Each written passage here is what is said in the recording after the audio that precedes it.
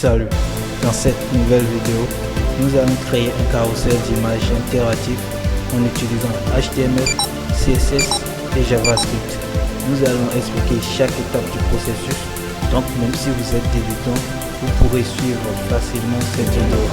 Nous allons voir un peu comment ça se passe. C'est parti!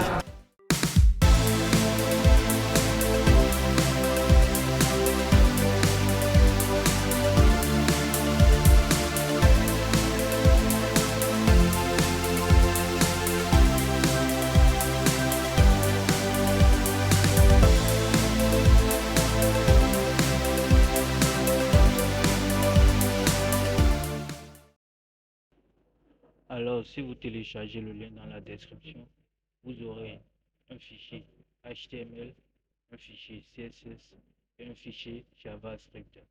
Dans le fichier HTML, nous avons créé deux sections. La première section qui contient l'image principale et la deuxième section qui contient les miniatures. Ce sont des images que l'on peut cliquer, que l'utilisateur, excusez-moi, peut cliquer pour changer l'image principale. Nous allons maintenant entrer dans notre code JavaScript qui est le cœur du sujet. Je vais vous expliquer étape par étape comment procéder. Entrons maintenant dans le cœur du sujet, la partie JavaScript. J'ai commencé par récupérer les éléments HTML que je vais manipuler plus tard. Donc grâce à la fonction getElementById qui permet de récupérer les éléments HTML grâce à l'id mentionné. J'ai comme ça récupéré chaque image, l'image principale et les miniatures que je vais stocker dans une variable. J'ai créé ensuite une fonction changerImage dans laquelle j'ai passé en paramètre le numéro de l'image. Dans cette fonction, j'ai essayé de créer une structure du SRC que j'ai concatélé avec le numéro de l'image. J'ai ensuite mis à jour l'image principale. Donc, à chaque fois qu'on appelle la fonction et on passe le numéro de l'image dans la fonction, ça mettra à jour l'image principale grâce au numéro de la fonction mentionnée. Ensuite, j'ai créé des écouteurs d'événements. Clique à chaque miniature dans laquelle j'ai appelé la fonction et passé en paramètre les images correspondantes. Du coup, à chaque fois que l'utilisateur clique sur une miniature donnée, ça mettra à jour l'image principale. Après cela, je suis passé à la partie responsivité dans laquelle j'ai initialisé le numéro de l'image à 3, puisque le numéro de l'image commence par 3. On a image 3, image 4, image 5 et image 6. Du coup, j'ai initialisé le numéro de l'image à 3 que j'ai stocké dans une variable que j'ai appelée currentImageIndex. Après, j'ai créé une fonction comme une fonction du genre qu'on a créé en haut. Puis cette fois-ci, j'ai appelé showImage.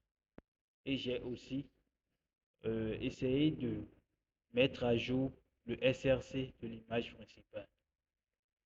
J'ai essayé de mettre à jour le SRC de l'image principale en construisant aussi une structure que j'ai concatélée avec le numéro de l'image que j'ai initialisé à 3 et stocké dans la variable currentImageIndex par défaut.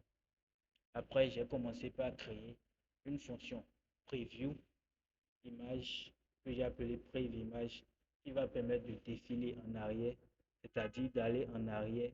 J'ai pris la variable dans laquelle j'ai stocké le numéro de l'image et je l'ai décrémenté. Donc currentImageIndex moins moins. Maintenant, j'ai posé une condition. J'ai dit si le numéro de l'image est inférieur à 3, que le numéro de l'image soit égal à 6. C'est-à-dire, quand on est en train de décrémenter, c'est-à-dire on revient à chaque fois en arrière, et qu'on atteint la dernière image qui est de numéro 3, que l'image repart au premier image qui est 6. C'est-à-dire, si on revient à l'image 6, et j'ai appelé maintenant la fonction showImage. J'ai fait de même pour la fonction lesImage. où j'ai utilisé là l'incrémentation. Donc, à chaque fois que l'utilisateur clique, appelle la fonction NES, c'est-à-dire quand il va cliquer sur la flèche qui va permettre de défiler vers l'avant, euh, ça appellera la fonction NES dans laquelle j'ai utilisé l'incrémentation. Donc la variable, excusez-moi, current image index plus plus, où j'ai de même euh, mis une condition. Donc il y aura à chaque fois que l'image est supérieure à 6, il reviendra à l'image 3, où j'ai aussi appelé la fonction show image. Maintenant, j'ai utilisé le onClick pour mettre en exécution la fonction prive image et NES image sur chaque flèche.